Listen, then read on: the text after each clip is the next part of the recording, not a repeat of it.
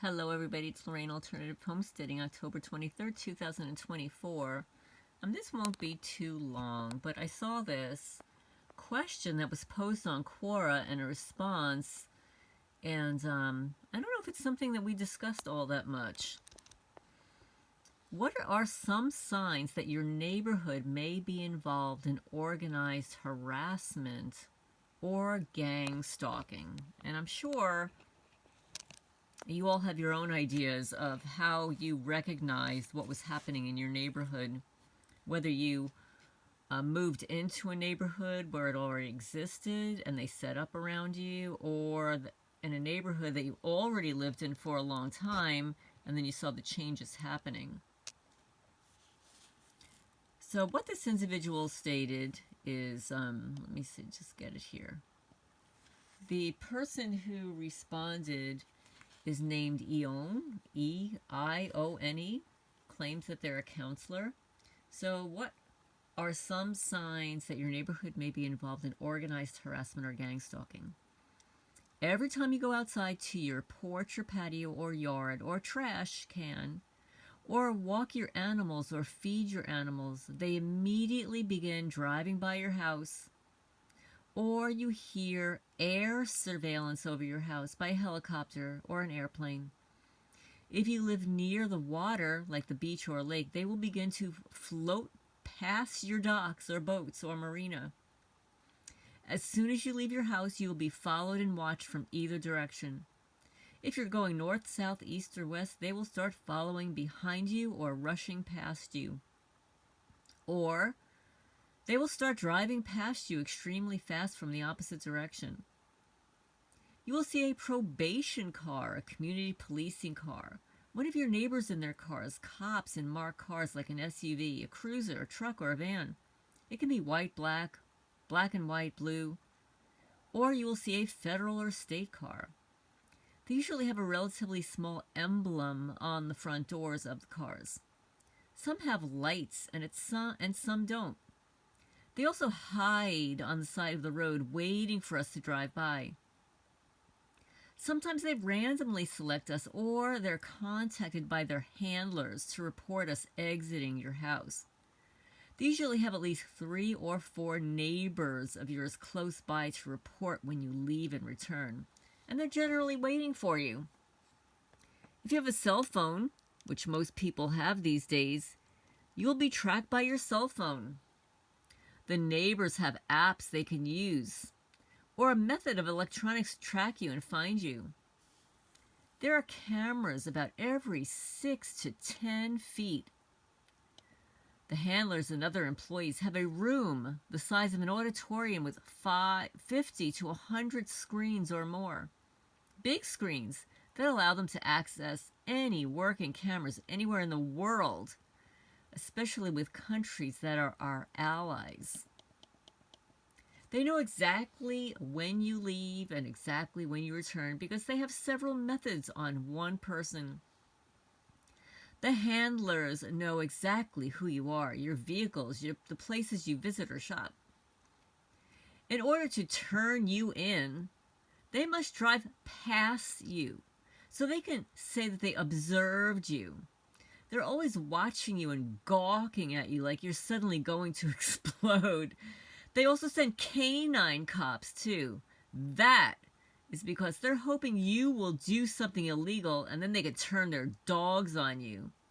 The dogs will attack you because the dogs will do whatever their handlers say. Oh yeah, they've sent their dogs to my property here several times.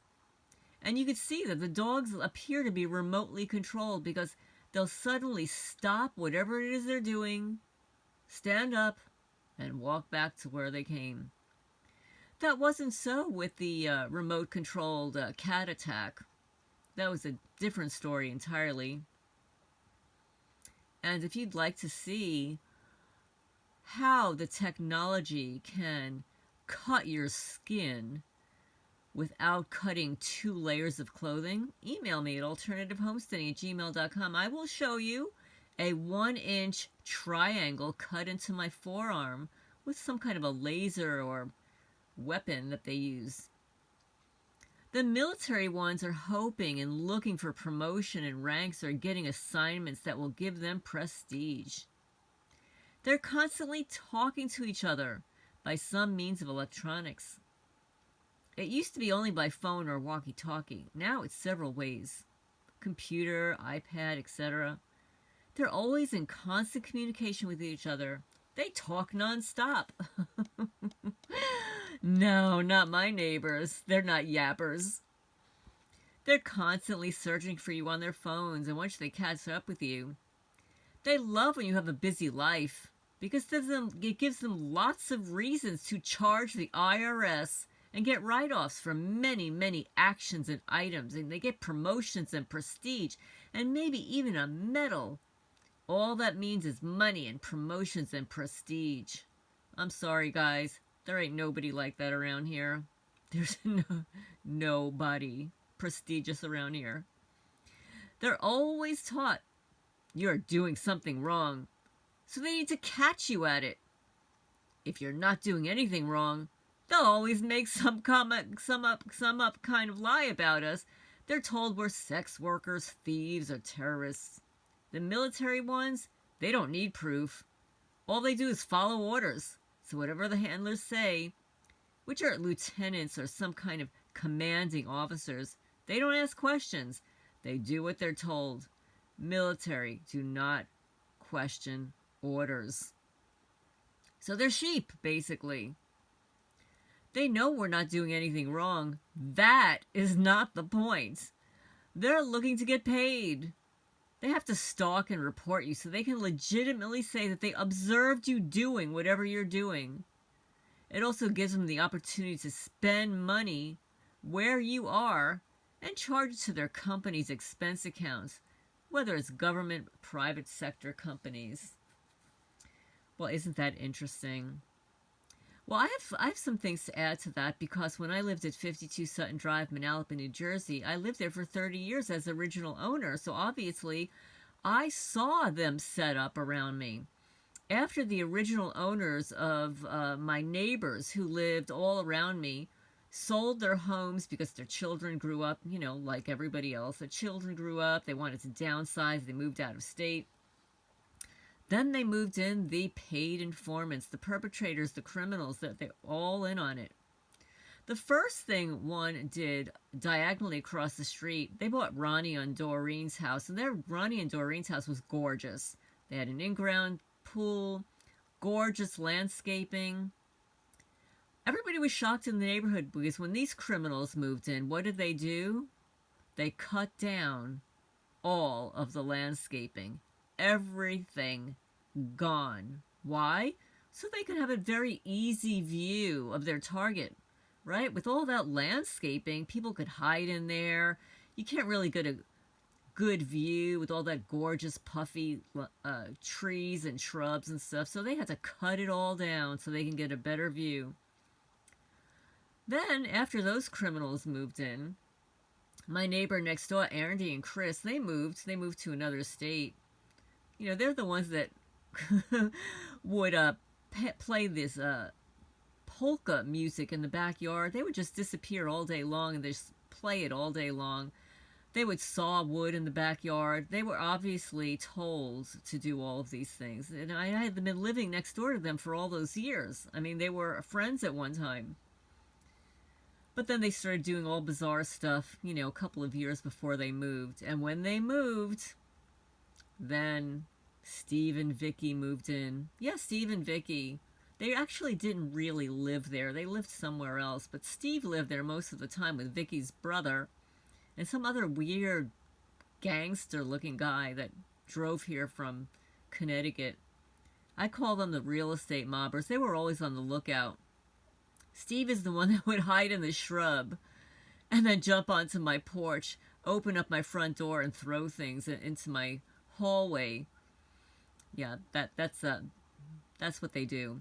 So yeah, they start moving people in, and as each long-term neighbor moved, and I didn't, they would move another criminal in. So then diagonally across the street, my long-term neighbors, John and Nancy, They moved to North Carolina. I wonder how they're doing. But anyway, they moved to North Carolina, and they ended up selling their house to a detective, a female detective, and her husband. And yeah, that's the one who tried to break into my house at 2 o'clock in the morning, but she couldn't get in, even with a key. How did she get a key to my new deadbolts? Baffles the mind. She couldn't get in anyway. Why? Because I would stick a piece of furniture in front of the door and I filled it with cat food cans, so it was heavier than hell. She could not get in. But my cameras recorded it and my pets alerted me. And also she gave it away. She ran across the street to her house and then triggered all her driveway motion lights. Not a real good detective. Anyway, yeah, that's what you'd see. And then suddenly all these weird lights started popping up. Sort of like the lights that I just posted now.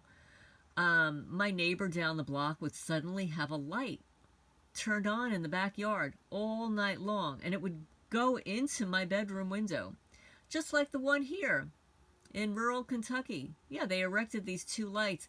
Now you have to understand, like in New Jersey, we do have street lights there on the corners, not in the middle of the block so much, but every corner has a street light. It's paid for by the city, the town. But here, there's no such thing as a street light. If you want a street light, they call it a security light. They'll erect it for you free of charge, but you have to pay for it on a monthly basis. So it baffles the mind that my neighbor next door, who I've never met, 5.5 years, I don't think anybody lives there. It's probably a perp house, but has this light erected that shines right into my back window here. So anyway, yeah, so I would like to hear how you discovered, how you realized that your neighborhood was being set up with gang stalkers, community watch groups. So what are some of the signs in your neighborhood that your neighborhood may be involved in organized harassment or gang stalking? Well, another one is filing incident reports for vandalism, and nobody shows up to photograph the evidence. And then when you FOIA request it, instead of the sheriff's department giving you the incident report, the county lawyer intercepts and says, oh no, it's under investigation. Really? You have all the evidence you need to arrest the criminals. You don't need to perform an investigation. The only investigation you need to perform is who is wrecking my property, who is digging in the property, who is stealing soil. It's not falling anywhere. It's being removed. There is no plausible deniability. So yeah, so I would be curious, what are some of the signs that you felt that your neighborhood was involved in organized harassment and community watch groups and stuff? I'm going to add one more thing. If you live within a couple of miles of 3 Freemason lodges, you can rest assured your neighborhood is infiltrated with organized criminal gang stalkers. This is Lorraine Alternative Homesteading, exposing one criminal at a time. I look forward to your questions and comments. Please remember to hit the thumbs up. It helps the channel grow and get the message out there.